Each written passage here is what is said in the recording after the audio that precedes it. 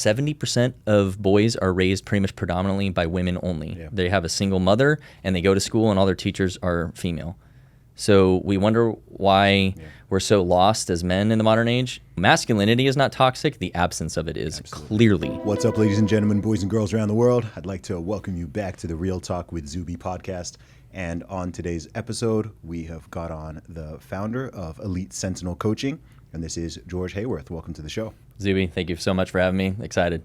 Awesome. George, I've done a super brief intro there, but please let people know who you are and what you do. Yeah, so first and foremost, I'm a husband. I'm a father. I served in the U.S. Army for 4.5 years on active duty. I continue to serve now in the National Guard. And like you mentioned, I'm the founder of Elite Sentinel Coaching, where we forge leaders and build legacies. Amazing. Okay, so there's a lot there. Let me learn a little bit more about your background. Where are you from? Yeah, so initially actually born in Europe, in Vienna, Austria, moved to Oregon when I was about 3. Typical 90s kid lifestyle in America, Northwest, and, nothing really crazy in my life that way, but, grew up, decided I wanted to serve in the military. Obviously, we're recording on September 12th. 9/11 was a huge, factor for me. I was 13 when that happened. So that really drove me to want to be in the military. Did ROTC in college, and I don't know how far you want me to go with this right now, but that ultimately ROTC. So Reserve Officer Training Corps. That's actually where most officers come from in the U.S. military. Is they go to college, they do their training program. It's definitely not as intense as I thought it was going to be. I probably should have enlisted in hindsight and just get right to it, but it's the route I went, and I wouldn't change really anything about that. So it was a great experience, but. So military background, that was, my early life was pretty defined by my service in the Army, deploying to Afghanistan, and kind of lived this fairy tale life for a while, and it all kind of came crashing down, and I'm sure we'll get into that, but that's at a very high level, my background. I'm not sure how deep you want to go into my childhood. I'd like to go into it. I mean, how old were you when you got into the military? Technically I got my scholarship when I was like 18, but I didn't get to active duty until I was like 22. Okay. So it's, 4 years of training and everything. So I deployed when I was 23 to Afghanistan. Okay. And what was that like? It was, for me, a very good experience. And I know that might shock a lot of people. I deployed on a team that was not your typical structure for a lieutenant, right? So as a second lieutenant, typically, you're either in some staff role or you're like a platoon leader. And I was put on this specialized team to advise Afghan police. And because of the structure of the team, like everyone had to be kind of good at everything. So there wasn't really as much focus on like, oh, well, you're an officer and you do officer things and soldiers do soldier things. It kind of blended together. Mm-hmm. And as a very young man looking to prove myself, that was an incredible experience because I got to learn from guys who had deployed, this is back in 2012, had deployed already like 4 times. So they had just immense amounts of knowledge and expertise that I was just soaking in like a sponge. Mm-hmm. And that really defined a lot of my own personal journey because what I glossed over was my parents split up when I was a teenager. Okay. And I really felt a lot of insecurity as a young man. And I was really trying to I had a chip on my shoulder, trying to prove myself. And so this was the first point in my life where I really felt like a man. Like I was at war with strong, tough dudes, and I earned my keep among them, And I wasn't like the best by any sense, but like I definitely earned my place among the team. So for me, it was a very beneficial experience because I needed a lot of growth, and it gave that to me. I know now that where we are today, obviously a lot has unfolded since 2012, but I look back on that time with a lot of fond memories, and I took a ton of lessons out of it. So, it's a difficult topic because people want to get political about everything, but there is a very powerful thing that the military does for young men where if you go at it with the right kind of frame, it is a very valuable experience. And so for me, it definitely provided that. Today's episode is brought to you by BitBox. As I'm sure you've noticed by now, inflation is a major issue. The more money that central banks print, the less your dollars, pounds, and euros are worth. When it comes to government-issued fiat currency, inflation is inevitable. That's why for many years, I've been saving in Bitcoin. It's scarcer than gold, and it cannot be inflated by any central bank. But if you're going to buy and hold Bitcoin, it's vital that you store it securely, because leaving your coins on exchanges is risky and leaves them vulnerable to potential hacks. That's where today's sponsor, Bitbox, comes in. Bitbox is a Swiss-made hardware wallet that allows you to store your Bitcoin easily and safely. It only takes a few minutes to set up a wallet and take full custody of your coins the same way I do. Secure your Bitcoin today with a Bitbox. Go to bitbox.swiss/Zuby to get 5% off a hardware wallet today. That's bitbox.swiss/Zuby for 5% off. How long were you stationed in Afghanistan for? So it was a 9-month deployment. We were kind of the first generation of, the Army was doing like 12 plus month deployments, and they pared them back down to 9 months. So I was one of the first cycles through that was only 9 months long. Mm-hmm. I have tons of friends who deployed much more than me, a lot longer too. So, just 9-month deployment, nothing too intense either. Like I don't want, I try to be very clear about like, I'm not some special forces ranger type guy, I just typical Army, saw a little bit of combat, firefights and things like that, but nothing that you're going to write a story about. Right. For me, the value of it wasn't necessarily of being a soldier. It was these kind of intangible lessons I learned about life and about being a man that I don't think I would have learned if it wasn't for that experience. So I'm very grateful for the people who trained me, taught me, mentored me, and I got to operate at a pretty high level. We had a lot at our disposal, which as a young man in the military, that's a pretty cool thing. So, what were some of the most important lessons you learned from that you don't think you would have learned otherwise? I think the one that just became immensely clear, and I kind of knew it, but I didn't really live it yet, was everything is earned, nothing is given. And that, when you're the new guy, right, you're the FNG, everyone makes jokes about second lieutenants and stuff. There's a lot of memes out there, and because they've earned that reputation most times. What's FNG? FN new guy. Oh, okay. So that is a very real thing in the military. And I knew I just needed to shut up and work hard and learn, because everyone on my team had deployed at least once. Okay. So I was like one of 4 people who hadn't deployed. And, that is a lot of lessons to learn very rapidly. And that respect piece and that, earning it piece is huge. And I think, we live in this world of entitlement and trying to label everyone based off of their beliefs or skin color or religious affiliation, and all that gets stripped away when you're deployed. It's very real of like, can you do your job? Can you be a member we can trust? And if yes, then we love you regardless of who you are. And so that was kind of like my first real taste of life stripped of all the nonsense that we typically live in. And I think too, this is why a lot of veterans struggle, is they have that and then they come back to normal life and it's all the social media and all the politics and everything again. And it's like, man, I just want to go back. Yeah. So for me, it was that was probably the number one lesson, was like everything is earned, nothing is given. And then another one was being prepared, right? Having what you need potentially. Having it and not needing it is better than needing it and not having it. And if you look back at a lot of like military blunders or things that went wrong, generally someone forgot to do something. And so that became very real, living that on a daily basis of like, hey, always have 3 days supply, always have all this coordinated for, have all your gear ready. So that was just kind of a way of life. And I've definitely carried that forward to all aspects of my life of like, nope, prepare a lot, think about, contingency plans and things like that. And, especially as a husband and father, you need to think ahead for your family. And so it's not just combat related stuff. These lessons carry out a lot. No doubt. So you touched on, I think you used the terms, things came crashing down. So I feel like there's a story there. Oh yeah. There's, this is foreshadowing why I have such a heart for helping men today, because my story should be a cautionary tale. Okay. In the sense of like, I tried to do it all on my own and I felt confident in all these things. And in reality, I was just a scared little boy acting like a man. And so, I had started dating my wife prior to my deployment. We stayed together over my deployment, got married, as soon as I came home, is the whole fairy tale thing, military wedding and your dress blues and the saber arch and all that kind of stuff. And life was pretty good. We were both excited, newlyweds. I was at the top of my game in terms of my profession. I'd been moved into a platoon leader position, so I was responsible for like 30 guys. Loved what I did.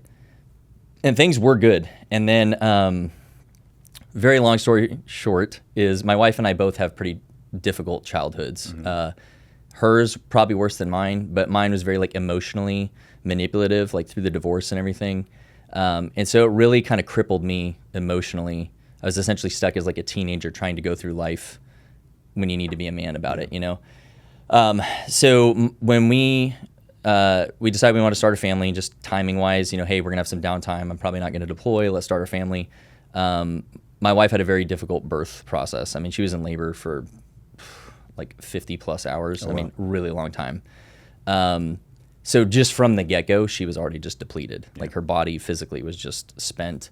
And this really was kind of the catalyst for us to like all of our past kind of came to a head, right? Both of us. And, you know, she really, really, really struggled with severe postpartum. And I won't go into the details of that because that's her story to tell. But there was like hospital stints and stuff. It was really, really intense. And so I was totally caught off guard by this.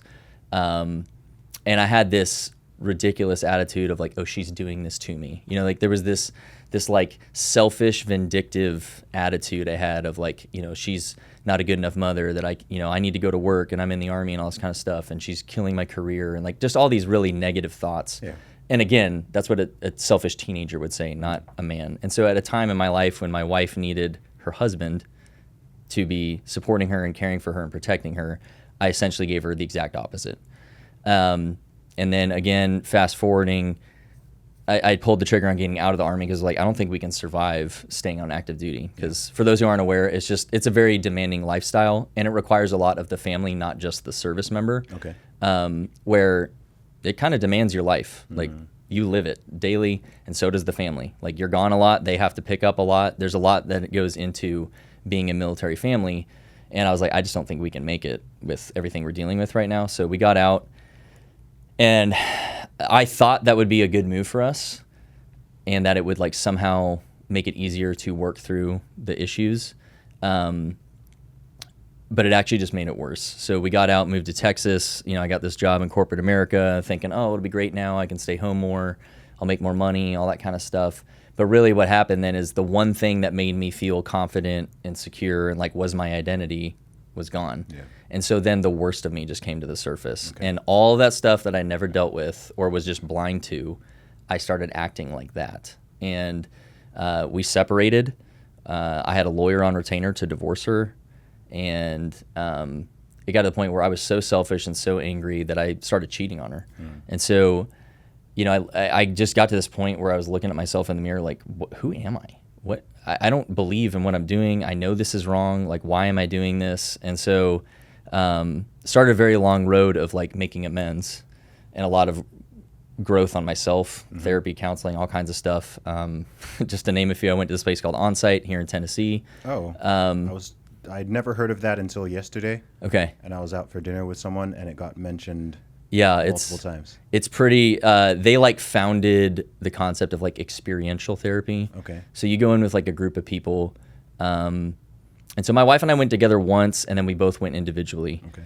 And in reality, we should have done it the other way. You should go individually first and then as a couple. But I learned a lot. So it was very helpful. I learned a lot about like why I was the way I was, right? Oh, this is the reason that, you know, this is the undealt thing. That helped a lot, but it was still very like, it wasn't actionable enough, you know? And so I was still really struggling to actually be a better man, make amends for all of my mistakes and flaws. And then I went to this place called Mighty Oaks, which is founded by Chad Robichaux. He was a Marine Force Recon guy. And they're all over the country, but I went to the one in California. And that was the first place where I finally, for the first time in my life, owned my crap, like for real. Like there was no blaming anyone else. There was no excuses anymore. It was, nope, this is what I've done, and I'm solely responsible for it. For me, what it was is because it's all veterans and first responders there. Okay. And, you know, there was guys who had done some really hard stuff. You know, I looked up to these guys in my group, and them sharing their stories and talking about their struggles, I realized like, wow, I've just been making excuses for myself. And so that really was the shift in me, where it was also God too, right? It's a Christian organization, and it was the first time that I really surrendered to him too, with like, okay, Lord, I've been trying to tough my way through this and willpower my way through this. obviously it's not working. Yeah. And I'm obviously pretty stubborn because I refuse to admit that until now. But I basically just laid it all down, was like, help me, God. You're in control. And, whatever you want from me is what I need to do. So, again, lots to unpack here. But, my wife and I did decide to reconcile. She gave me grace for all of my indiscretions. And, it's been a long journey to heal from that. But I almost destroyed my entire life simply because I was, one, trying to do it on my own. I isolated myself from all of the types of men who would tell me, no, dude, what are you doing? Stop. Yeah. Why don't we talk about that? I kind of did that on purpose to myself. And that kind of victimhood mentality, oh, she's doing this to me. Oh, because she did this, then I'll do that, And man, I look back on it with just like such shame about who I used to be. And I know how bad that hurts to be in that place. And so that's why, fast forward to today, this is why I've literally made it my profession to help men not be me, to stop it before we get to that point, because I know how disastrous it can be. And thankfully, I'll just close here with, a lot of people will ask, well, how could your wife forgive you for that? How could she possibly, do that for you? And the answer is God, one. Obviously, he worked through her to allow her to have grace for me. And it's not like we just magically fixed everything. I mean, we've been married almost 11 years now. Okay. And, this happened when we'd been married 3 years. So it's been a long road. But the beauty of healing and the beauty of grace is that through this horrible thing that I did to my wife, the ultimate betrayal, and I can never take it back. This is forever something I've done. God has brought about such a gift that I don't know if I'd ever have experienced grace to that level ever, or ever will. You know what I mean? Because he was able to work through her and allow her to have that patience for me. We have the life we have today. I mean, my daughter's 9. We have worked very hard, both of us, to change kind of generational curses, to rewrite the story of our family. And, people ask me what my legacy is. It's that my daughter will never deal with the things that we dealt with. And, so that's a lot of ground to cover there. I'm sure you got a lot of questions, but at a very high level, that's kind of my, all of my flaws and mistakes, and why I'm so passionate about men taking ownership today. Because if you don't, this is what happens. I'm just one of many tales of men not owning up and taking action. By the millions, if not the billions. Yeah. And so we got to change it. So that's, Absolutely. I mean, I don't want to go, I'm curious to know what was at the root of it for you, do you think? I'm assuming it's, childhood stuff, maybe things with your parents, but when you said that you sort of worked through your stuff. Yeah, we can go as deep as you want, by the way. What is that stuff? What is that? Yeah. What is that baggage? What is it that I'm trying to draw the connection between Definitely. the past and then? And we can go as deep as you want. Yeah, cool. Everything's on the table. Okay, cool. With me personally, number one, I was exposed to pornography very early, 9 years old, 10 years old, something like that. How? Internet, magazines, baseball buddies, found their dad's Playboy and stuff. And obviously we have a lot more data on this now and what it does to the brain, but it's nothing good. Yep. So, I was massively addicted to that basically my whole life. And the military's no better. Military's no, you deploy and you everyone gives their hard drives around and shares everything they got for deployment because you don't have internet, It was a humongous demon in my life. I've still struggled with it even up to just recently. And I think every man has kind of a thing they struggle with, and that was mine. Sure. So obviously that leads to very distorted ways already of thinking about sex, love, relationships, all of it, very messed up. Then you couple that with, through my parents' divorce, well, I'll back up a little bit, very intense household, right? Everything is life and death. If you don't do it perfectly, you're wrong. And it's just everything is high stress. Okay. So we walked on eggshells all the time. You got siblings?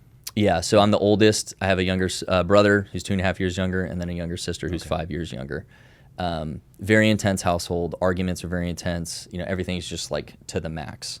In a lot of ways, it was really good because I'm a very hard worker, very disciplined, all that kind of stuff. But that's not healthy. Like no one, no healthy relationships exist in that kind of vacuum like that. But when they divorced, when they started splitting up, and all the divorce with my parents, because I was the oldest, information was overshared to me, and my mother. And I want to say this, like I know my parents are both just hurt people. Like I'm not mad at them. I hold no ill will to them, and this was part of my journey too, was letting this go, yes. Right? So I don't say any of these things I'm about to say to wound them. I just want that to be clear to people listening that I want to share this because I don't think people realize how pervasive this problem is. And the term clinically is called emotional or covert incest, and it's when a parent talks to a child in a way that is to satisfy the parent's emotional needs, almost like it would be a girlfriend-boyfriend type of situation. Got it. And so as you can imagine, that creates a very distorted view also of relationships and boundaries when you're a child and your parent is essentially making you their emotional outlet and sharing intimate details of things that no parent should ever talk to their child about. Go talk to a friend. Like if I was struggling, hey, Zuby, I need to talk to you about my marriage. Okay, man, you can take it because you're a grown-ass man, whereas your child cannot. So that happened to me a lot. And that one was one I didn't even realize that was like a problem until later in life when I had started making all of these mistakes. I had already been cheating on my wife. I owned up to my counselor first. I was like, I am a horrible human. I don't even know where to start fixing things. And she's like, well, you need to read this book called Silently Seduced. I think that's probably what happened to you. And I read that book and it was whoa, that was a lot to unpack because it made me realize how basically my whole childhood was not healthy. And to kind of be in the dark about that and then have the realization of it, it was like running into a brick wall. It was like, whoa, the awareness of it really hit me. And I struggled for 6 months. It was a long process to Can you give a quick overview of the book because I haven't heard about it? So it basically walks through different vignettes of ways in which emotional manipulation plays into emotional incest and how it damages. It's particularly, this happens mostly with mothers and sons. Okay. Just anecdotally, that's what I've seen. The book is written that way.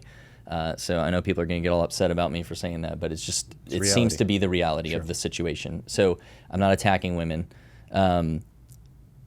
It's kind of like the Oedipus complex thing where it's damaging to a young male brain. And so womanizing and pornography and all these kinds of things are actually pretty typical responses to that type of damage. And then there's another book called Healing the Wounded Heart by Dan Allender, where he spends an entire chapter on this topic as well. And he generally equates what happens in the brain is similar to actual sexual abuse or assault. And so I'm not equating my experience to that for victims of that because I know people who have suffered that. But the way that our brains try to protect itself is very similar. And it's not healthy, right? You're in total fight or flight response your entire life. So everything you're walking into. So the way that manifested as a husband was anytime my wife had an emotional issue, it meant she was attacking me. So then George gets really big and angry because the only way to defend myself is to fight. And so I was the worst possible husband that she could get in such a situation, when in reality what's happening is she's my wife and she's coming to me because she's emotionally distressed by something, and I'm the one person who can cover her and help her with that. And I failed to recognize that for a very long time to my regret. But that was kind of the two big things, was the pornography coupled with the emotional manipulation and how they kind of swirled together to make this kind of this shadow hanging over me, really. From the tragedy of World War II comes the book Wounded Tiger by T. Martin Bennett, the unbelievable true story of the pilot who led the Pearl Harbor attack, whose life was transformed by an American prisoner and by a girl he never met. With an 82% 5-star rating, one reader of Wounded Tiger called it one of the most gripping stories of World War II. Another stated, the absolute best book I've ever read. And another reader called it a thrilling, heart-racing, emotional journey. This is our day. Today, our opportunity to mark our place in history. The world will soon know that we are the new samurai. The Empire's fate depends on the result of this battle. Let every man do his utmost.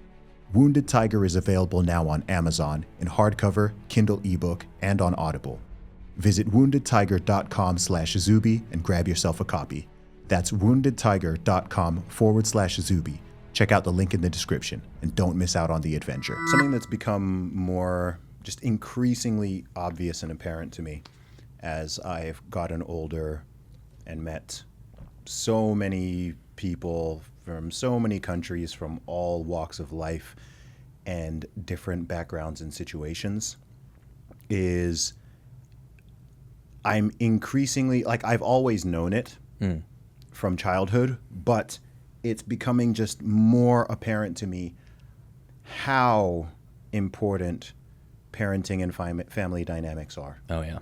I think people know that it's important, but I think it's still understated and underrated just how much it impacts people on so many different levels across multiple generations.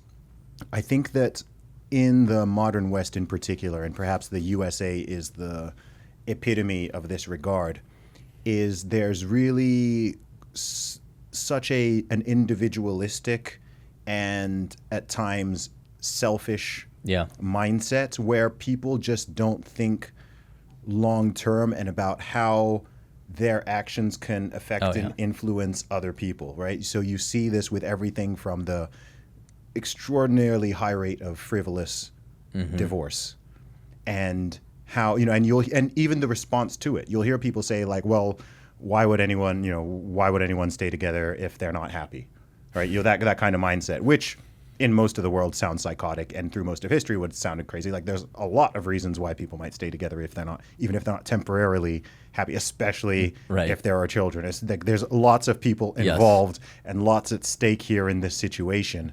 And I find that, I try not to be, I'm not a parent yet, and I try not to be overly sort of harsh and critical of parents, but just the mindset that I notice in some people is so, it's just so me focused. Right, what's in it for me. And they don't realize how these things affect their children. Yeah.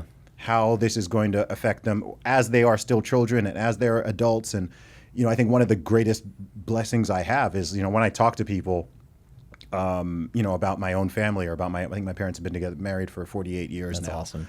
And, I've got a very big, wide family, like super close. Yeah. And it's just more and more obvious to me, number one, how increasingly rare that is. And number two, how much of a blessing and an advantage, or to use the word privilege, it is to me and to other people who've experienced that, because you've seen the modeling. Yeah. Right. So we are all children, even adults, things are modeled to us. And it's kind of strange to expect someone to know how to do something that they've never been instructed or modeled to do. And so people pick up on different patterns. And of course, patterns can be broken. Of course. It's really hard. Yeah, patterns are broken all the time. But it's just, I've spoken to just so many people now. Yeah. I mean, you're the same. And you just see these, you see certain patterns, and there's just the human psychology, the way that the mind, body, and spirit are connected, the way that this thing that happened way back then can impact how someone does something now. Yeah. And I wish there was I wish there was just more of an acknowledgement and a caution around all of this. Yeah. I don't think that, a lot of put it point blank. Like, I'm not saying in your particular situation, but a lot of parents mess up their kids. Yeah. Like, this is by the millions, and you'll have adults behaving in certain ways, and it'll be like, why is that guy doing that? Why is that woman doing that? Why is she doing? And then if you were to sort of rewind and look at the situation, it's like, oh, okay, well, that happened, and that happened, and that happened, and that happened, and they never learned how to deal with this and repair all of this damage. Maybe it wasn't even acknowledged, and now there's just all of this dysfunction, and then oftentimes that dysfunction is now passed on again to another generation, and it's quite tragic, really. I think it's one of the biggest issues that is occurring in this nation, and I think people are understandably very sensitive to it, right? People get offended. People are, hey, don't talk about this because because of this, because of that. It kind of hits people there. But I think it's so important for our generation, and I guess younger ones, to be aware of this and to do the best job that we can, particularly people who are parents. But even if you're not a parent, you still have an impact on the younger generation. I mean, I've already got 10 nieces and nephews, and I'm influencing aunts, uncles, cousins. I mean, all of it. You're a like role I'm model. Connected to a lot of people out there who are following me and watching what I'm doing, and I don't know. I'm just thinking of all these things. Like, there's a lot of things. There are many things that just kind of hit me really hard over the last few years, and I'm just like, okay, this is like that. Oh, okay, that's what that means. Oh, okay, that's why. Even when I look at the way certain traditions run and the reason there's a certain order to doing things that has typically existed in different countries, cultures, religions, and so on for millennia. Okay, right. And a modern person might look at it and go like, we don't need that anymore. Why is it that way? Let's just reinvent the wheel. And when that happens at scale, it becomes more and more obvious why certain things are typically done in a certain way and in a certain order and with a certain function. It's like, oh, okay, that's not just some silly old custom or tradition. It's to avoid this problem. Exactly. Or it's to prevent this from happening. Worked. Or it's to minimize it. And nothing's perfect, right? There's no perfect system, and humans aren't perfect. But that's just a sort of thought that's that's just becoming more and more apparent to me. Yeah, and I mean, I really try and beat that drum, especially with the men. It's like, it's your responsibility. Yeah. Like, you're the CEO of a company. Everything the company does or fails to do is your responsibility. You're a family man. You're a husband. Your marriage is your responsibility, first and foremost. So stop blaming other people. You want it to be better, take action. And so, to your point of like, cycles can be broken. Yeah, it's taken me over a decade of like a lot of work, lots and lots of work. And I'm fortunate enough that I've been able to afford a lot of the work that I needed to do. Most people can't, right? So wherever you are, however much money you make or what background you come from, like, getting it right with your kids, with your marriage first, is the most important thing a man should focus on, right? Save for like exceptional case, like honestly, you're an exceptional case, right? You have all this ability to influence people around the world and travel and all that kind of thing, right? Okay, you're not the norm. I think we can both agree to that, right? Most people work their job, they live their life, and they're going to do what they do until they pass away, right? So what's the number one thing they should focus on is their family first, because when you mess that up, you're just perpetuating the brokenness, and it spreads outward like a plague. Whereas if you fix it, instead of a plague spreading, you're actually the cure, right? And so, I've made tons of mistakes, and it's been really hard, and but it wasn't until I stopped playing the victim, right? Oh, I'm, well, no, because this happened to me, then blah, blah, blah, just excusing away my behavior. Until that really died in me, nothing changed. So when that died, and then I just truly surrendered to Christ and said, Lord, I know better. I clearly have not been doing better. I'm going to put you back in the driver's seat. Those two things are what actually shifted the direction of my life. And it wasn't until that actually happened that our marriage started to improve, my ability to be a better dad improved. My emotional regulation is significantly better now. I think this is another thing that most men are just really, at least in the West, very incapable of, is understanding that you are an emotional being. Men handle emotions differently than women, but it doesn't mean that you have zero emotion. Stoicism is not the absence of them, it's the control over them. And your emotional regulation, to me now, when I look at men or leaders, is for the thing I look at most to see how good they really are. So if your 6-year-old gets frustrated and it makes you lose your frame, are you really leading? Or are your emotions in charge? You're gonna let this little kid throw you off your game? Real manly. Oh, your wife is struggling with something, so you're gonna blow up at her? Real manly, dude. Like, so when you frame it in that way, probably stings a little bit. But men need their cages rattled to realize, like, guys, this is serious. Like, getting this wrong repeatedly over time is why we have the culture we have today, and it's got to stop. It's a tough one as well, because I've thought about this issue and talked about it a lot, which is we live in this really weird time where societally and culturally there is one foot in traditionalism and patriarchal expectations and gender roles and traditionalism, and there's another foot in this progressive, feminist, egalitarian, men and women are basically the same type of mode. And I find that regardless of people's sort of viewpoints, there's this sort of flip-flopping that constantly happens between them. And I think this is confusing both to a lot of men and to women. So people can say whatever they want about the past and the old school ways of doing things and traditionalism and very clearly defined gender roles. Men be masculine, women be feminine, men protect and provide, women, look after the children, look after the household primarily, and so on. There's some overlap. The complementarianism. Yes. And now there's been this squashing. Oh, we're all the same. Of the gender. Yes, yeah. Right. Sometimes very explicitly, sometimes rather implicitly, there's the expectation of, you're simultaneously telling men to man up and man down. Simultaneously, yep. Right? And you're telling women to be full-time mothers and full-time professionals. Exactly, right? You go, girl, you got to be a boss babe, but also and I think that I don't get psyoped by this too much because of my background and my personality type and so on, but I can easily see how for lots of young men and women, this is just confusing because it's like, to an 18-year-old guy who's kind of growing up in the UK or in the USA or in Canada, I can easily, especially if he's not from a super solid background, doesn't have a super strong father and mother who he's seen that complementarianism, I can easily see how they just be like, gosh, what am I meant to do? Yeah. Right? Even if they go on a date, am I meant to pay for the bill? Because there's a school of thought, which is like, yeah, you're the man, you pay the bill. And then there's wait, isn't it supposed to be egalitarian and 50-50? And hey, maybe the woman's even earning more money than I am, right? Yeah. Why should I wait just because I'm the one with the XY chromosomes? I pay the bill. That doesn't really seem. And then the expectations on the other side are kind of like, even if he accepts that, right? There'll be a lot of young women who they also have that expectation of him. But then if he had an expectation of the woman to do a womanly thing, right? Now he's how dare you? You're trying to control me. Exactly. Yes. Right now he's a misogynist or he's sexist or he's a dinosaur or so on. And so I just think there's this constant confusion in the media and on social media and from other men and from women. There's just very confused mixed messaging being shot at people all the time. And I think that's why you get a lot of young men right now who are kind of just like either they're just checking out. Yep. And they're just like, you know what?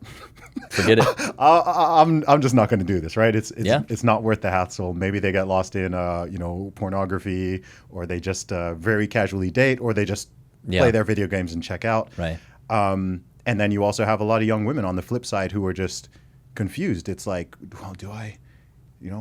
Maybe they're more traditional minded and they would like to just have a man who they can rely on and who will protect and provide. But it's like, well, can you even trust a man? What if something goes wrong? And then I don't have my own ability to do this and that. And I just don't think society's ever been here before. Yeah, I don't think so. Yeah, I just don't think we've been here before. Not to this degree, for sure. En masse by the millions. Yeah. People are trying to work out, okay, what does the new paradigm look like? Do we go full egalitarian and just drop all of these gendered expectations? Yeah. People don't seem to like that. But then also people don't really want to embrace the traditionalism and everything that comes with that and all the expectations of both sexes that come with that. That seems a little that's a little backwards and a bit too religious and a bit too stifling and so on. So I don't know. I don't know where it goes here. I mean, I know my views. Yeah. But my own views even, there will be people who think that I'm a dinosaur. Sure. Because of the way I view these things. Yeah. Well, I'm okay with whatever people label me. I'll just stick to my clients, right? Yeah. Let's just talk about some empirical data here, right? I train men to be authentically masculine, and we can walk through that if you'd like. But as soon as I get them acting like men again in their marriages, leading, taking responsibility, you're not just the family butler, you're the family captain. You actually lead your family. You have vision. You take ownership of things. You're lightening the load for your wife, not because she's weak, but because it's your job. And you don't shift blame to her and everything. It's amazing how much more sex they start to have in their marriage and how much more she seems to like him and how much she likes following him after just 12 weeks. Biology. Right? It's almost like maybe men and women are actually different, and maybe we are designed to do different things. And the fact that we've been trying to deny that is why we're so depressed and stuck on SSRIs and can't keep our marriages together and all this kind of stuff. And I was the same way. I was not. So here's the irony. This is the really hard to swallow pill. I've led men in combat, right? I've been a successful army leader, and I know leadership and blah, blah, blah, blah, blah. And I did absolutely none of it in my marriage. And so I use this test called the shopping cart test with men. It's like, if you go to the grocery store with your wife and you know you're there to get all the groceries for the week, right? Do you walk in and look at the shopping cart and go, hey, babe, do we need a shopping cart? Do you defer to your wife to make that simple decision? And then now extrapolate that. How many times over the week do you do that on tiny things?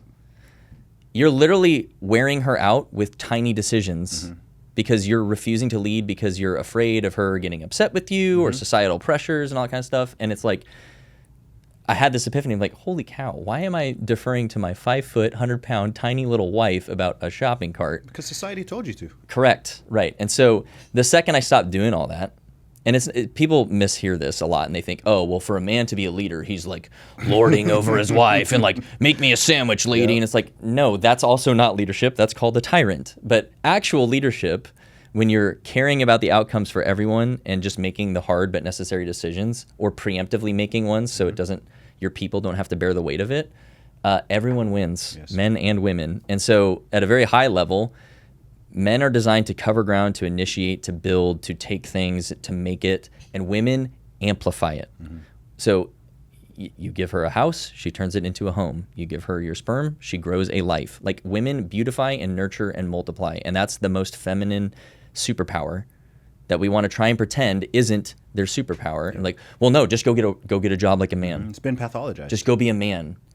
Okay, well then you're degrading the thing that only feminine can provide. And I can't. So like with my daughter, I can't make her a woman. I can't draw out womanhood because I am not a woman. Yep. I can teach her some really valuable things, and I'm modeling for her the type of man that she should expect to marry. But I cannot make her into a woman. Sure. Only my wife can do that because I am not a woman. And just in the same way with sons, only the dad can draw out the boy into a man. Women can't do it. And we love to try and pretend that we can just cross it all around and it doesn't matter. And it's like, well, it's not interchangeable. And that second dynamic you mentioned that's millions of households now. In America, I think it's something as like 70% of boys are raised pretty much predominantly by women only. Yeah. They have a single mother and they go to school and all their teachers are female. So we wonder why we're so lost as men in the modern age. You know, masculinity is not toxic. The absence of it is clearly. And so what I try and train, and maybe we just rattle through these real quick. No, the four pillars no rush at all, man. Four pillars of authentic manhood is king, warrior, mentor, and lover. And when a man does all four of these things equally, he is now really a man. And so king, men are built for leadership. At a minimum, it's yourself and your immediate circle. So if you're single, it's like your closest friends and things like that, right? Your immediate family or your married family, right? You're married and you have kids and all that kind of stuff. That's your calling in life, is to lead what you're responsible for. And we're better with it. That pressure, when you have something that you're building, we're like trucks. You put a little weight in the back, they drive and handle better, right? It's the same thing. The warrior pillar, men love to focus on physical fitness, which absolutely you should be physically fit, be dangerous. Where are the threats really coming from today?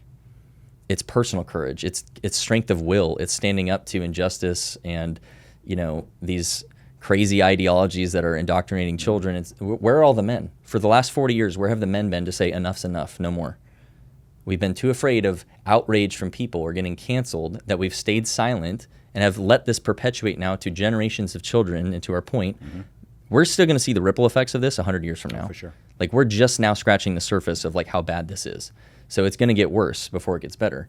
That's the warrior pillar, is we're best when we're defending the innocent. And when we don't do that, this is why it's so problematic for men to be cowardly, is because it's literally the antithesis of what we are designed to do. And that's why it's such a big shame generally around the world for a man to be a coward, is because it essentially means you're not a man. And most of that today in the modern Western world is not physical violence. It's defending from the kind of intangible ideological world. Stuff. Yes, strength of character and values. The mentor pillar is, you know, in order to first teach someone else, you have to get better yourself. So it's kind of that continuous improvement. But there is something that men love to do where when we train someone else to succeed, it's almost as fulfilling or more fulfilling than when you achieve yourself. When I look back at my time on active duty and stuff, it's not what I did, I look back on the moments just like, man, I helped this person reach a new height or achieve a thing, or like I saw the look on their face when they overcame a struggle. Those are my favorite moments from my service. It's not my personal achievements. And again, I think every man can relate to that in some regard. When you help, like if you're in a professional network and you help your buddy start his business effectively or something, like it's very rewarding, and men should do that because that's how we make society better. Is we're training others to be their best. It's human potential. And then the last one is the one that most men don't use at all. Okay. And it's the lover pillar. So if I asked you, what are traits of a man, you're going to say things like physical fitness, courage, strength, leadership, all that kind of stuff. Yeah. You're probably not going to say empathy or understanding or compassion. Wouldn't be top of my list. Right. The strongest, toughest, most masculine men are highly empathetical. They understand emotions very well. They're not overcome by them, but they are highly attuned to them. And especially if you're married, you should be a student of your wife. You should be very attuned to her emotional state so that you can lead her through her overwhelming emotions and bring her back to safe consistency, right? And earlier, like we talked about, if you are owned by your emotions and you're all over the place, well, now your emotions are leading your household, not you. So everyone is a prisoner to whether or not dad is angry or is dad happy. Yeah. Is it a good time to talk to dad?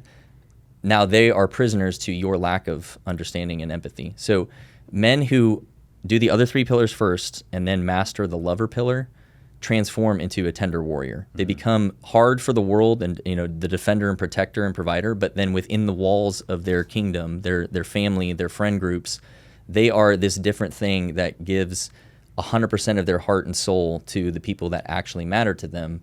And it's the driving force for everything they do.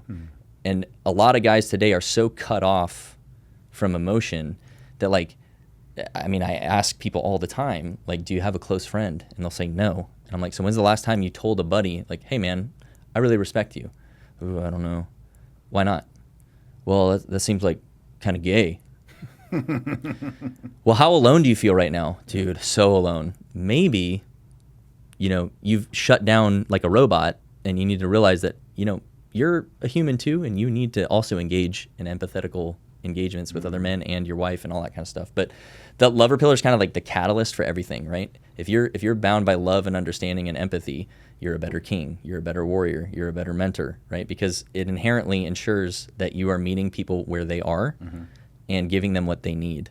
And I go as far as to say, I'm a better military commander now that I have empathy and compassion, because I don't just rule with an iron fist anymore. Like, I can actually help my people in much better ways. It's not all just harshness. I've just had so even in the military, there's a place for empathy. I've just had an interesting thought about this, especially given the order you put those things in. Was it 5 pillars? 4 pillars? 4. And you can kind of think like the Greek structure, like a Parthenon-looking thing. They have to be equal. I think like the first 3, I would say, are aspects of being good at being a man. And the 4th one is what makes a good man. Yeah. So you can be a good. People can get. You can play the part with the first 3. If you're a good man, but you lack those earlier 3, right? Like, then that's the quote unquote nice guy. Yeah. That can be the quote unquote nice guy, right? The women are like, he's a pushover. Nice, he's a pushover, right? Which is then if leading. you have the first 3, but you lack empathy and compassion, you might be good at being a man, as in you're strong, you're courageous, you're confident, you're competent, but you're so harsh and lacking in empathy that you don't actually treat other people well, including people who you are close to. So I think it's kind of interesting how I can think of men who embody like those first 3, but they're lacking the 4th, or they have the 4th. The 4th is they're all about the 4th one. And they have no king, no warrior. No, but no one would take their lead on anything. In fact, they're just what in England we might refer to as a wet wipe, right? Like they have no backbone. They're just like, right? Like the the type. I get it. Yeah, Yeah, they're like a sack of jelly. They have no spine. Yeah, they're another kind of like way to visualize this. All leadership is universal with these 3 legs of leadership. Like a stool, you take one leg away, the whole thing collapses, right? It's authority, responsibility, and compassion. So the pillars exist for men, but all leadership positions, you need these 3 things. But men need to really hone this because most men have a family, right? You need to own it. But authority is you actually have the power to change the outcomes. A lot of guys today, to your point, they have zero authority in their households. Yes. Their wife runs everything, and she doesn't want to because now she has to be the man and the woman in the marriage, and that does not feel good. So you actually have to have the authority and take action on it to change the outcomes of whatever it is. Responsibility means you own the outcomes. You don't pass blame. And it doesn't mean necessarily fault, but like think of it from a business point of view. Okay, if you're the manager or CEO, you may not have been the one to mess up the process or whatever that cost you guys money, but you're certainly responsible for fixing it for the next time, right? So it's the same thing with leadership across the board. And the last one is compassion. Again, this is where a lot of men miss the point. Your people know, or you love your people a lot, and they know it. And the know it part is where a lot of guys struggle. And so that doesn't just apply to like marriage or business. It also applies to man with your peers. So to show men clearly how important it is that you have other guys in your life that you can say things like, I love you, man. I respect you. I really like what you're doing. And that not be weird, which for most American men, that's like the scariest thing they could possibly say. It's part of the psyop. It is part of, sure. Yeah, It is. I don't know. I No, think it no, is. no, I do think think really it is. The idea that They live telling- lives of quiet desperation. Yes, the idea that telling another man that you love him is like kind of gay, or kind of weird, like that whole idea. They've almost like pathologized. They did. Yeah, Because you don't want to be. Yeah, people have kind of like pathologized male Right. friendship to the point that guys might be afraid to say to a male friend that they love them, or to hug them, or to have certain conversations. It's kind of like, no, that's gay. Yeah. Well, and you see that's it really even. pathological. It's gone so far. Like now, you see people saying like Frodo and Sam from Lord of the Rings were clearly gay, and it's like, no, it was written by a World War I veteran who literally held his friends in his arms, dying in trenches in France, and so those characters are kind of modeling that deep brotherhood that happens when your life is being extinguished, right? So no, it's not gay or heterosexual. It's just called brotherhood. And this is where the English language struggles because we only have one word for love, whereas like in Hebrew there's three. There's eros and agape and all that kind of stuff, right? But there's different levels of love, right? The way I love my wife is not the way I would love you in a masculine friendship, right? It's very the way different. You might love pizza. Yeah, exactly. Love pizza. Definitely a very different level of love than what I have for my wife and child, But to drive this point home, I have conversations like this every single day of my life.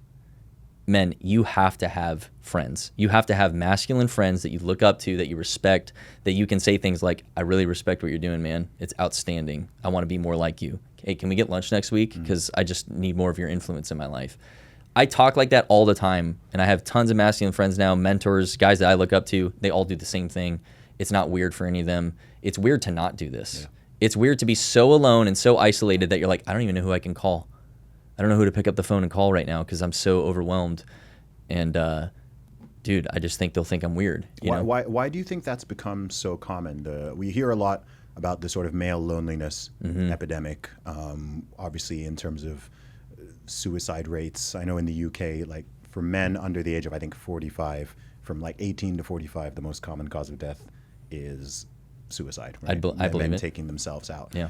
And so that's clearly hinting at something that is deeply wrong in society and culture. And a lot of men say, as you said, that they don't have any close friends, which I'm super extroverted and have been for a long time. So the idea of the math almost kind of doesn't math for me. I'm like, how can a guy not have any close friends? But clearly that is a thing. So how does that happen? I think it's a lot of factors. I think it's men being raised, like we said, by women, right? I think it's 70+% of the average American modern man is raised mostly by women, either through single parent households with a mom and then at school, lots of feminine influence. And again, this isn't meaning women are bad, right? It's the lack of masculinity. We need both. Yeah. Like a boy needs a mother and a father. It should be obvious. Right. So whoever's listening and you're trying to like pick this apart, I have immense respect for women, and my wife can do things that I could never do. And I have nothing but respect and care for her, and I want the best for her. It's not because I look... Are you suggesting men can't give birth? Oh, yeah. I am absolutely suggesting that men cannot give birth. How dare you? In fact, yeah. So, but my point is, we can have both and not hate the other. right? And literally, I like went viral on Reddit this last weekend for a post like that, where I was like, my mission, I used to train men for battle, and now I train them to be family leaders. And that was like, well, how dare you only help men? Why don't you help women? It's like, well, to your point, so many men are so lost, they can't even, like, they have to come find a guy like me to help them unlearn all of this being stuck. But so I think it's the way they're raised, for one. I think you hit on it, like, oh, you're afraid of being labeled gay or feminine or something because you talk to other men. And it doesn't have to just be talk either. Like, this is initially there's some like, hey man, we need to get to know each other. But after that, it's like, let's go build our businesses, or let's go like take the kids out, or like you do things together. It's not just talk therapy, right? So that's another belief there. I think it's also a lot of kind of your point earlier of like, we teeter between the traditionalism versus modernity, right? And so men are like, well, I've got to provide and I've got to protect and all this kind of stuff, but then if I try to do these other things and try to lead my household, then I'll be labeled as toxic and everything. And so it's this internal strife of, you know, you're only living like 50% of what you're supposed to be, or if that, right? Like, so those 4 pillars, if you're not living all 4, you're at best, you're getting a C, right? You're getting a 75% with 3 of them. Most men are walking around with maybe like, what, 30% of the equation? That feels terrible. Like, internally, you know, deep down, you know, like, ooh, I should be able to stand up to this, or whatever, right? Like, if most men are honest with themselves, they would admit to that, right? And I think that's a huge piece of it, is that it's the internal dissension, not keeping the promises to yourself is the most destructive piece of it when you pile on the other things. And so that's where I start with men first, is we rebuild the man's self-confidence first, and then everything else comes. You can't do it the other way around. Like, until you love yourself and respect yourself and hold your own promises to yourself, like use fitness. If you can't control what you eat and stay consistent in the gym, do you really think your wife is going to trust that like magically you're just going to change the course of your family now? Doubt it, bro. So that's why I start with fitness really quickly, because it's an easy, quick win for men to be like, okay, I say this to people all the time. I'm building the discipline muscle. And people like Andrew Huberman are proving this now scientifically, that like you can literally train your ability to endure pain and grow discipline like you grow your muscles with fitness. So little wins for men is huge, because it gets them in motion. And that sense of loneliness and despair goes away very quickly. I'm talking like 3 weeks or less with most of my clients. So I don't think I like crack some secret code. I just think it's how we are, and we've denied it. Like, as a culture, we've tried to stray away from this because we want to tap dance around the issue because it might offend someone. And that's the thing, is we need to stop worrying about offending others, because it's like, I'd rather offend some people and keep a man on this earth instead of killing himself 100% of the time. Dude, you're nailing something that I've said multiple times before. And people get confused when I say it because they think I'm being hyperbolic, and I'm not. I often say that political correctness is deadly. It is. Yeah. On multiple levels. Politeness is not kindness. Yes. Because to solve any problem, first you need to be able to diagnose it. And 100%. To be able to diagnose it, you need to be able to talk about it. Yes. So if people are so afraid to talk about the dangers of obesity, and instead you're leaning into body positivity and fat acceptance, and you can be healthy at any size, that quite literally is killing people. Yes. That messaging is killing people. Absolutely. If you are so afraid to talk about the downsides of the impact of fatherless homes and familial breakdown, and you can't talk about that, you might offend this person or that person or whatever. If you can't even talk about that issue, then there are millions of people who are going to suffer intergenerational ramifications of that.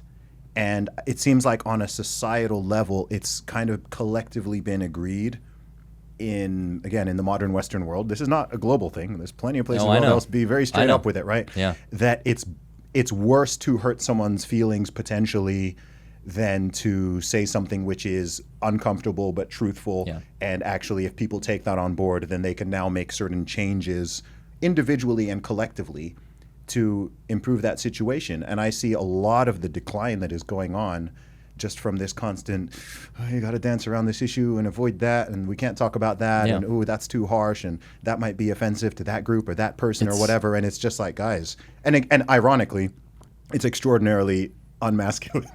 Yeah. Well, that's exactly my point is, most men I work with, or most like what I see across the board, is men are afraid of confrontation because we've been led to believe that confrontation inherently means there's anger, and that's not the case. Like, and so I'll give an example. I had to kind of like do this with my wife recently, where, you know, she's very like, because of her background, like any kind of intense conversation is yelling to her, and it's like, babe, no, there's a big difference between George yelling and like being a little bit stern with a guy, right? And it's also man to man, right? So we had this like tech come out to work on our AC or whatever, and it was just this big boondoggle, and he forgot the thing and all this stuff. And so I like, after being patient with him for a little bit, I was like, okay, dude, look, you need to call your office right now, figure out what the problem is. I'm not going to spend all day doing this. So like in 10 minutes, I want an answer.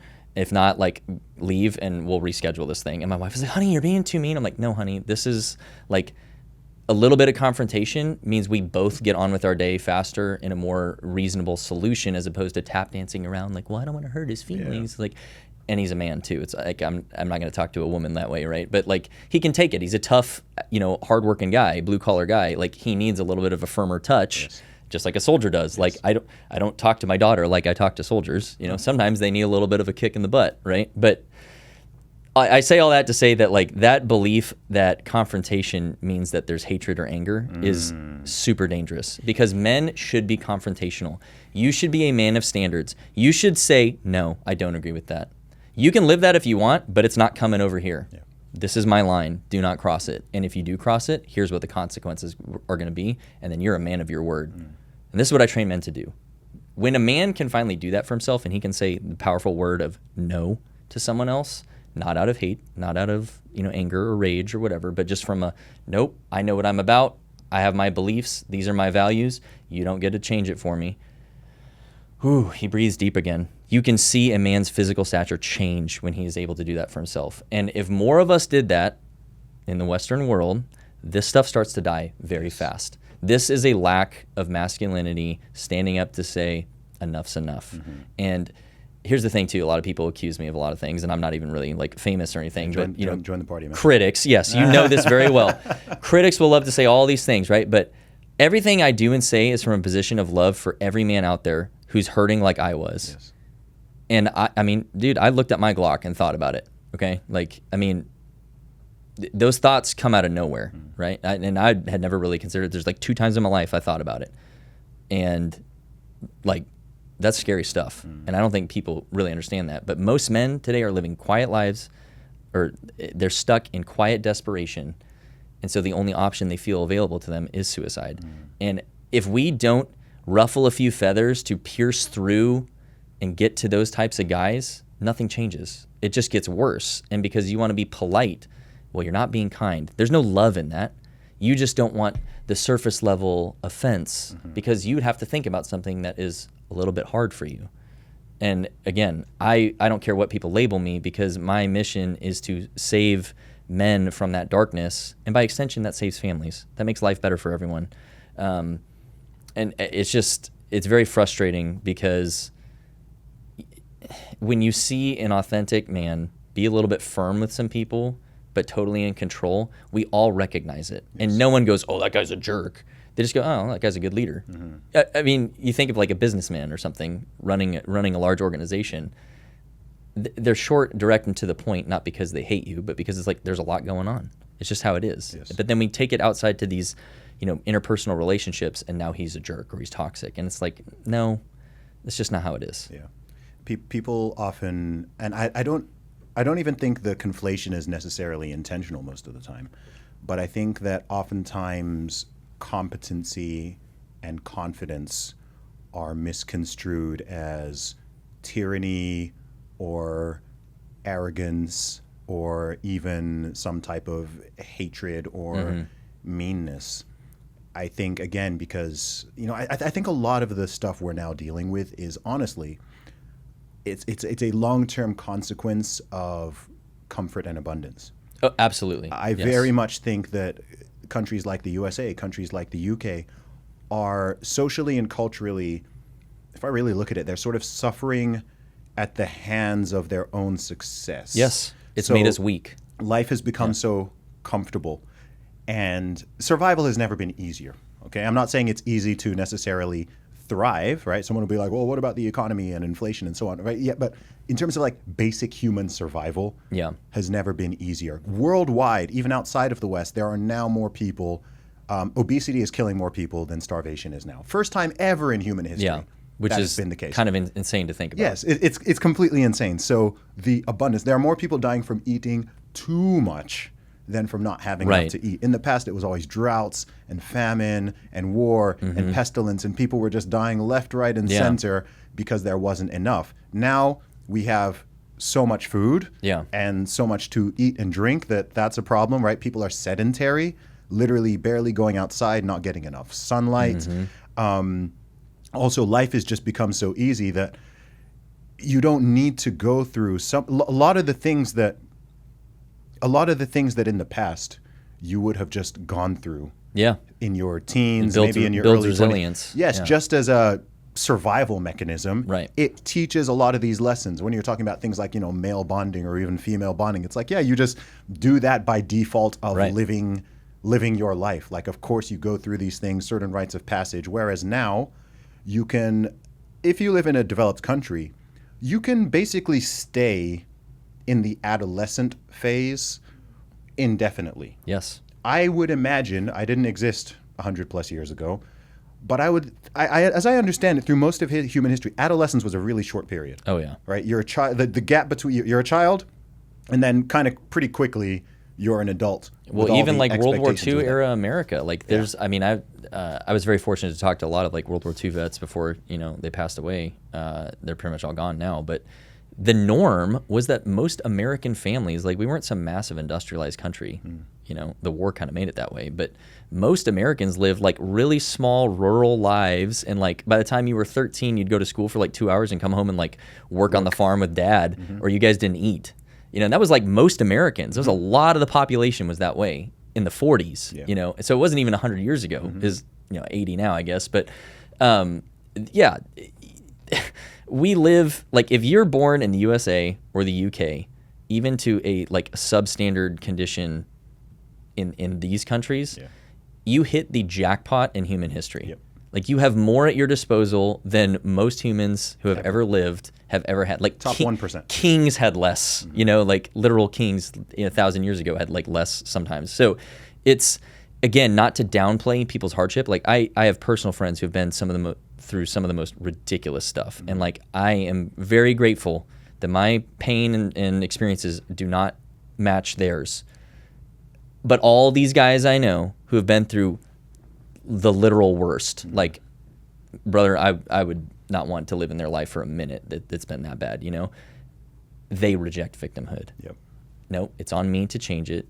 I don't get to blame my past for whatever. I need to grow. I need to change, and I have disadvantages, sure, but no one owes me anything. I have to team up with other men that I respect who will help me, and so I just don't believe any of the victimhood stuff. And I know you talk about it in your lyrics a lot too. Like you kind of shatter the norm because like aren't you supposed to be oppressed because we have different skin tone? So clearly we can't be friends, And all of that has been weaponized into the feminine, into the masculine, into politics, into schools. And so the root cause here, I think, is like what you were saying.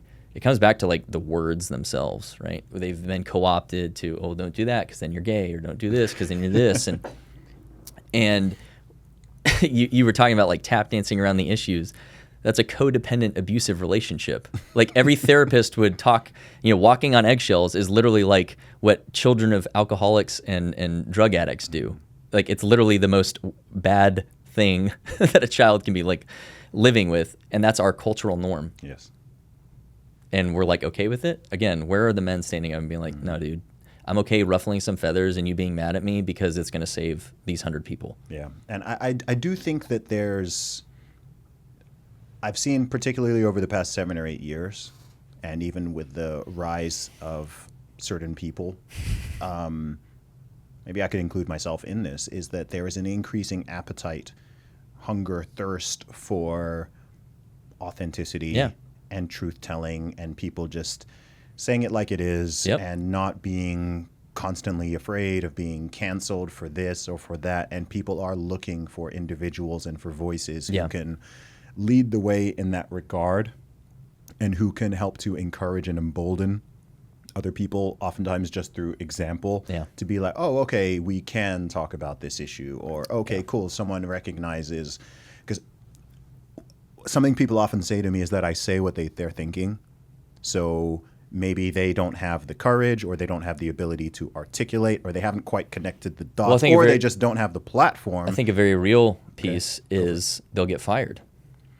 Or there's the fear that you're going to get fired. There's the fear they'll get fired. It's normally the weaponization more in their brain. of the HR department is essentially, we were talking about 1984 before, it's kind of a very Orwellian thing that exists. And I know that has happened to people. I do know people who have, been quote unquote canceled. Number one, what's interesting is usually long term they end up massively thriving as a result of it. They go through, a crappy period. It's the resilience. It hones you to become more. And then they come out and they break through and now they're more free and now they're at liberty to speak and so on, and they're a bit more anti-fragile and cancel-proof. Yeah.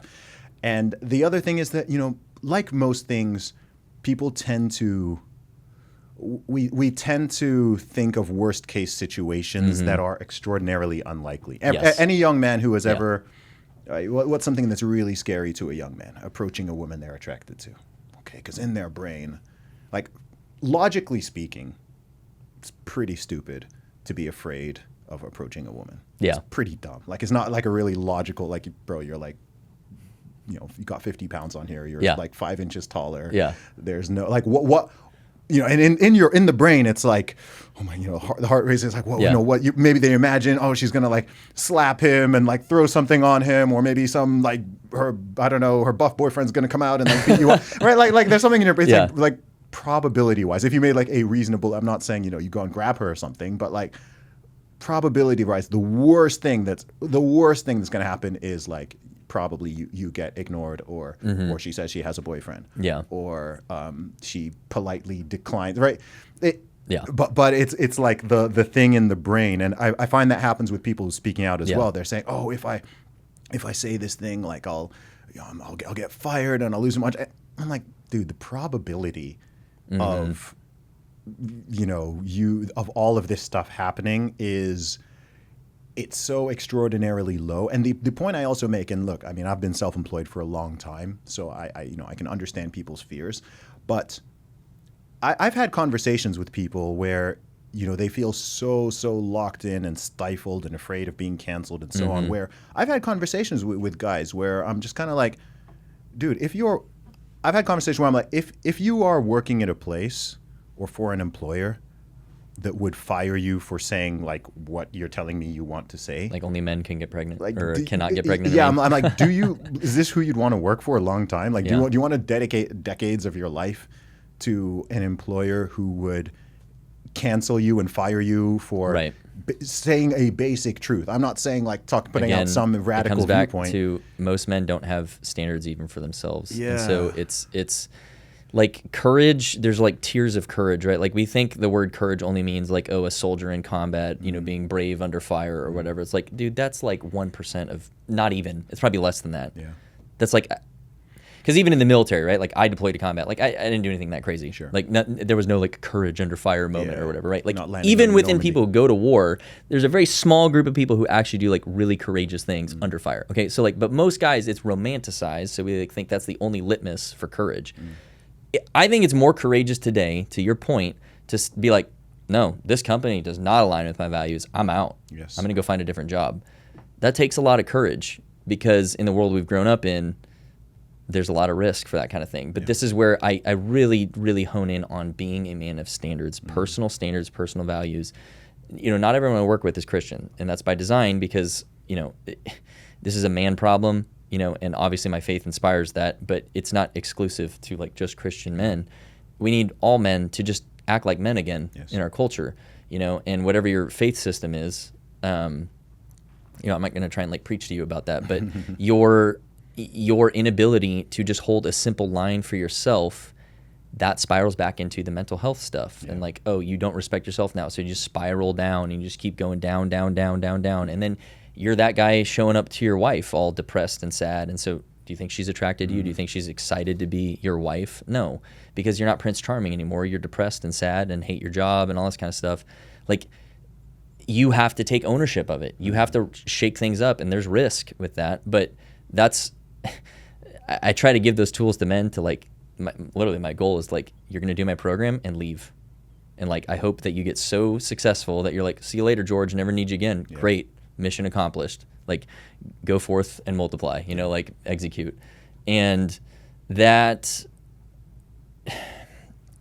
I think it's there's a very loud minority that has convinced men that there is more risk than there actually is. Because like, I'll have people message me, as unknown as I am, being like, how are you so courageous to like say these things? And I'm like, what are they going to do to me? Yeah.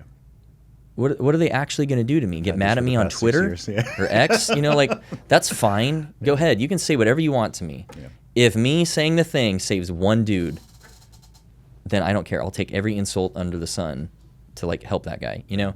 And more guys need to do that, and you don't have to do it in some big overt way like you and I are trying to do, right? Like, you can do it behind the scenes, but you just stop following along. You know, for most men to start leading, you just have to stop following first. That's really the first piece. I empathize a lot with guys in that position, though. I do. You know, I think I think faith does play a very significant role in here as well, or at least it should. Firstly, I think that a lot of Christians particularly forget that cowardice is a sin. Yeah, I have we could do a whole second episode on like Christian men, because if you look at examples of men in the Bible, they weren't gentle people. Bro, look at what's our religion called again? Christ. Yeah, exactly. Yeah, I think you made a pretty big you want to look at the 4 pillars. Yeah, there's a great example. Yeah, Jesus wasn't always just nice, and even when he was being polite, he still said, "Go and sin no more." Yeah, but to the willfully evil people, he rebuked them aggressively. Yes, right, to the Pharisees and stuff. So he wasn't just this like meek, gentle person. No. And modern American Christianity has loved to paint him like this little lamb. No, he's the Lion of Judah. Yes. And when he returns, he's coming with a sword. Yep. So, you know, Christian men is a big problem in my book. And I was part of the problem because it's the way we were raised, but you got to wake up. Yes. Like, so I'm hoping someone will listen to this and be like, oh, okay, maybe I should ask some questions here. There's that, but I think we have the advantage in that, you know, you're not doing it by yourself. You're not doing it by yourself. Absolutely not. So I genuinely believe that the reason why a lot of things pan out the way they do for people, or they just don't work and permanently struggle with certain things, is because they are, regardless of their belief, like they're trying to do it completely by themselves. And as a Christian, I don't believe you can do everything by yourself. Like you're designed to do it with others. Yes, we are sinful by nature. We make mistakes. We do stupid things. We make bad decisions. The most devout person out there, you could be in a monastery, and you still sin. You still make mistakes. You still feel temptation. You still have all of these things, right? Because you're a human being. And so I think when there's the approach of just like, I'm trying this thing and I'm failing, and I'm trying and I'm failing, it's typically because people. There are many ways of dealing with things, and we can do a lot by ourselves. But ultimately, in the grand scheme of things, long term, we're pretty pathetic on our own if we're just left to our human ways and trying to do everything our human way. Then there's always just going to be that cap. There's going to be that limitation, and there's going to be a cap. There's going to be a limitation on courage as well. Oh, absolutely. Because why wouldn't there be? I mean, we're honed for survival. Yeah. I'm not confused as to why people don't speak out more, or to why certain things get to a certain way. It's like, I'm not confused by cowardice, because that is the default position. As an animal, most animals are wired for survival. Yeah. Right? Is a gazelle a coward if it hints, ooh, there's a lion there, right, I'm going to run? It's like, no, that's just survival. It's not really. Correct. It's not cowardice per se.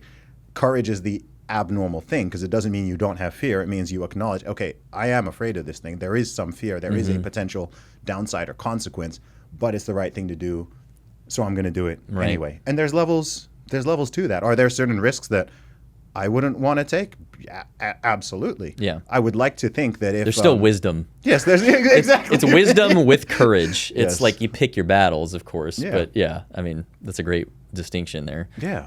But so In terms of your, how many men have you coached now? What do you say? Do you know? So, I don't. When's this coming out? that'll change the number. Let's a while down the road. Probably by the time this comes out, close to around like 40 total that I've personally worked with. So we can say a few dozen. Yeah, sure. Yeah. You know, my cycle is we do a class once a quarter, Okay. and my goal is 20 men per class. So that'll be 80 men a year. Is So my it's something you started quite recently? Yeah. Okay. So as of this recording, we're launching class number 1 just a few days after this. I've done kind of like a test group, and I had some one-on-one clients and stuff, but we're rolling it into doing more of a cohort to mimic, because I think men need to be in the trenches together, working together, and that's a huge component of what I teach. It's not just raw leadership training. It's like authentic masculinity training, and exactly what you were just talking about.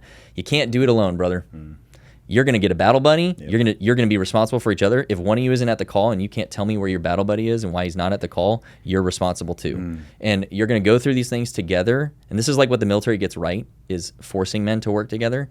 But we stop at a very superficial level. And so we're taking it to the nth degree of like, okay, you're going to ask him, are you struggling with porn? Or how is your marriage? Or like, it's real brotherhood in action. Yeah. And that's, you know, for me, the most rewarding piece of this experience is seeing the guys work together without me having to like prompt them to do it.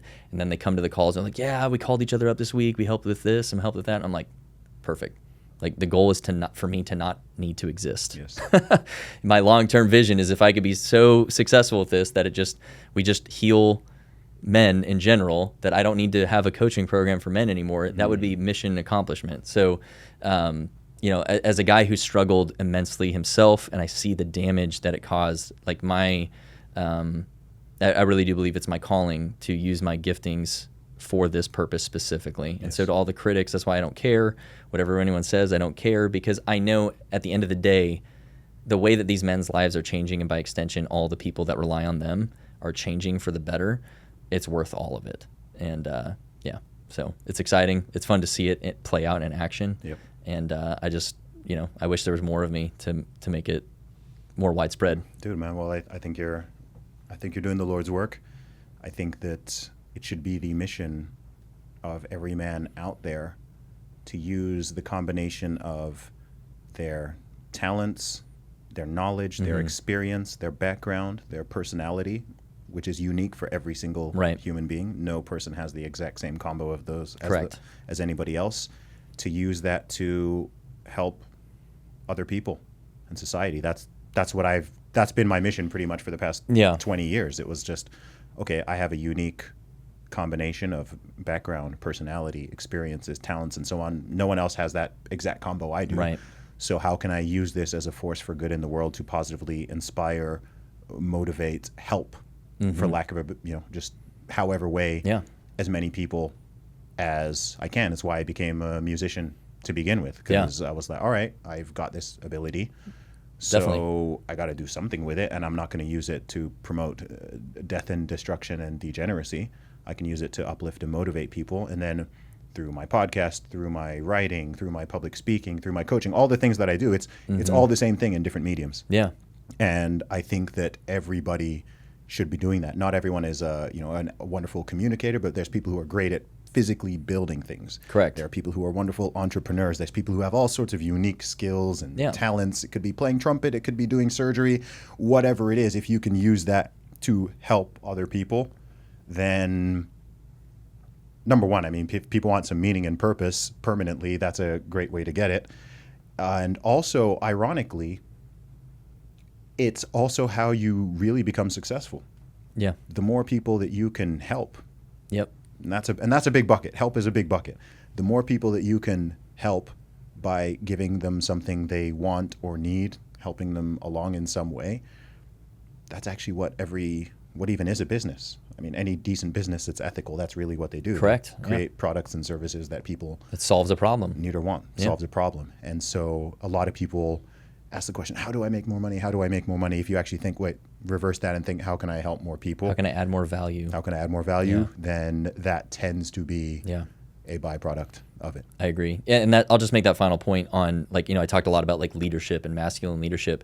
That's irrelevant to your title. Yes. You could be the lowest guy in an organization in terms of rank, and have the best idea, and you do what's called bottom-up refinement. And this is what men need to own. It's on us to like do this everywhere we go. Like, hey, you know what? This actually isn't working well. Why don't we try this instead? And everyone goes, oh yeah, great. Like people are desperate for someone to step up and fix things everywhere they go. We want to pretend like we're not, but like the second someone steps up in like a crisis situation, everyone's like, oh, thank God, Jimmy saved us. You know, like everyone wants that. So you can be that without the title. Right. And to your point too, your giftings, your skills, all of that, the 4 pillars and stuff, if you do those, regardless of who you are and what your skill sets are and what your, station in life is, you will be better at it and you will make a bigger human impact on people. And they will start to look at you differently, like, man, that guy really like, I don't know what it is, but he's just different. He cares for people. He like makes things happen in a different way. Like, I want to learn more about him. I want to be like that guy. That's how it works. And, my mentor says all the time is like, you wanna increase your revenue, increase your human potential, like increase other people's human potential, your human value. I'll tell you what else is really cool about this as well, is when you start doing this, you will draw and attract like a magnet other people who are doing the same thing in different fields and sectors, regardless of geography. Yes. Especially with the internet now. Correct. Yeah. Yeah, and that's like in my own journey too, starting on this path and everything. Like it wasn't until I started down the path and started putting in the work and like taking the risk that mentors like appeared to me and brothers and like these people now that are like, they're so pivotal in my life. Like I rely on these people immensely. I didn't know them a year ago. Yep. It's because when you start to live these things out for real, to your point, you will attract the right type of people. That's how you'll build a real brotherhood for yourself. And you don't have to be famous. You don't have to get on the internet. You don't have to be, a culture warrior. You can stay a silent, quiet life and make an impact in your little circle. And that matters. That will matter over time. Like that's real legacy. Because like all the people that positively change their lives, they don't need to remember your name, but the impact that you made, that's worth it. Like your life meant something then, right? And as men, that is definitely something we want and are inherently designed to try and do with the time we have on this earth, is to make a difference in some way. So it should start with your family, and then once that is, you've done that well, you can then go more outward. Amen. George, where can people find and follow you online? Yeah, so the website is theelitesentinel.com. I'm on X. That's the best place to reach me, is Elite Sentinel X. And I post there a lot on X about like these kinds of things that we've talked about. And if you're a man looking to join my program, probably go to the website and join the email list, and we'll get you plugged in. Awesome, man. George, thanks for the time. Yeah, brother. Thank you so much.